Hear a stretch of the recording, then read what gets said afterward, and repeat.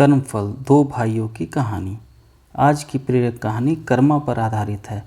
यह कहानी है दो भाइयों की, एक बड़ा भाई और एक छोटा भाई, जो दोनों स्वभाव में बिल्कुल विपरीत थे। बड़ा भाई मानता था कि लोगों की मदद करनी चाहिए, सेवा भाव रखना चाहिए, सबसे अच्छे से पेश आना चाहिए, जब जब मौका मिले दान देना चाहिए। छोटा भाई मानता था कि जीवन एक ही बार मिलता है, इसलिए उसे खुलकर जीना चाहिए। जो भी मन हो वह करना चाहिए, नशा हो, डांस बार जाना हो या और कुछ भी जिससे खुशी मिले वह हर काम करना चाहिए। दोनों भाई अपनी अपनी मान्यताओं के हिसाब से अपना जीवन व्यतीत कर रहे थे। बड़ा भाई जो भी कमाता उसमें बड़ी मुश्किल से गुजारा हो पाता था, क्योंकि वह जब भी मौका मिलता दूसरों की मदद करता था।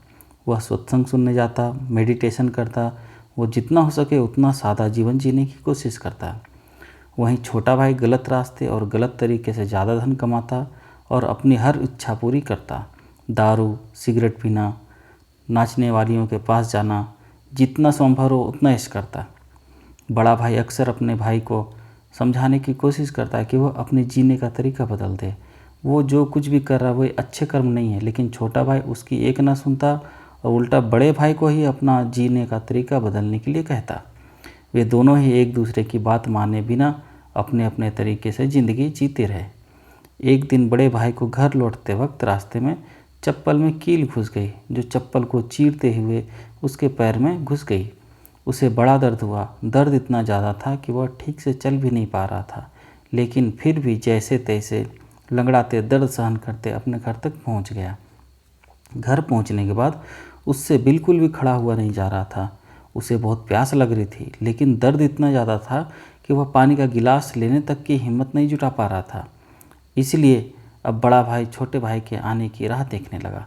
थोड़ी देर बाद छोटा भाई घर आया। उसके चेहरे पर बड़ी सी मुस्कान थी। वह बहुत ज़्यादा खुश लग रहा था। छोटे भाई को देखते ही बड़े भाई ने उसे पानी मांगा। छोटे भाई ने ठंडा पानी बड़े भाई को पिलाया और उससे क्या हुआ उसके बारे में पूछा। बड़े भाई ने बताया कि उसके पैर में कील घुस गई है। छोटा भाई बड़े भाई से बोला, देखिए आप इतना सादा और सच्चाई भरा जीवन जीते हैं, बदले में आपको क्या मिला? और यह देखिए मैं कितना खुलकर जीवन जीता हूँ, इसलिए आज मुझे रास्ते में ये हीरे का हार मिला है। हमारे दोनों की परिस्थितियाँ यह साबित करती है कि मेरा तरीका सही है और आपका गलत। बड़ा भाई बड़ा परेशान था। फिर भी वह छोटे भाई को समझाने लगा कि नहीं, उसी का तरीका सही है। बड़ा भाई कह रहा था कि तरीका मेरा ही सही है, लेकिन शायद कुछ गड़बड़ है, इसलिए हम ऐसा करते हैं कि कल हम दोनों ज्योतिषी को अपनी अपनी कुंडली दिखाएंगे। वही बताएगा कि क्या दिक्कत है। वह जिस ज्योतिषी की बात कर रहे थे वह बहुत बड़ा जाना माना ज्योतिषी था। उसकी कोई भी भविष्यवाणी गलत नहीं होती थी। छोटा भाई हीरे का हार मिलने की वजह से बहुत खुश था, इसलिए वह भी बड़े भाई के साथ जाकर कुंडली दिखाने के लिए राजी हो गया। अगली सुबह दोनों भाई अपनी अपनी कुंडली लेकर उस ज्योतिषी के पास पहुंच गए। बड़े भाई ने अपनी कुंडली ज्योतिष को दिखाई। उस कुंडली को देखते ही ज्योतिषी बोला, बाप रे बाप, किस अभागे की यह कुंडली है, यह तो अब तक मर गया होगा। बड़ा भाई कुछ नहीं बोला और फिर छोटे भाई की कुंडली ज्योतिषी को पढ़ने के लिए दी गई। उसकी कुंडली देखते ही ज्योतिषी खुशी से बोल पड़ा, यह तो बहुत अच्छी कुंडली है, इसमें तो राजयोग लिखा है, यह जरूर अब तक मंत्री बन गया होगा। दोनों कुंडली दिखा देने के बाद दोनों भाइयों ने ज्योतिषी से कहा कि यह दोनों कुंडली उनकी है और आपकी भविष्यवाणी गलत है, क्योंकि ना ही बड़ा भाई अब तक मरा है और ना ही छोटा भाई मंत्री बना है। ज्योतिषी ने दोनों से कहा कि मैं कुंडली पढ़ने में गलत हो ही नहीं सकता। हाँ, अगर तुम्हारे कर्म कुछ ऐसे हों तो जो तुम्हारी कुंडली में लिखा बदल जरूर सकता है। ज्योतिषी ने पहले बड़े भाई से और बाद में छोटे भाई से उसके जीवन जीने का तरीका और वह कैसे कर्म करते हैं उसके बारे में विगत से जाना।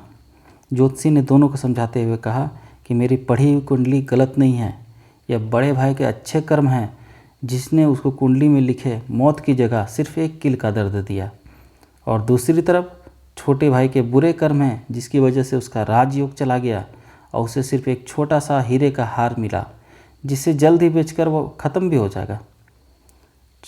दोस्तों, छोटी सी ये कहानी हमें वही सदियों पुरानी बात याद दिलाती है कि जैसे कर्म होंगे वैसे ही फल होंगे।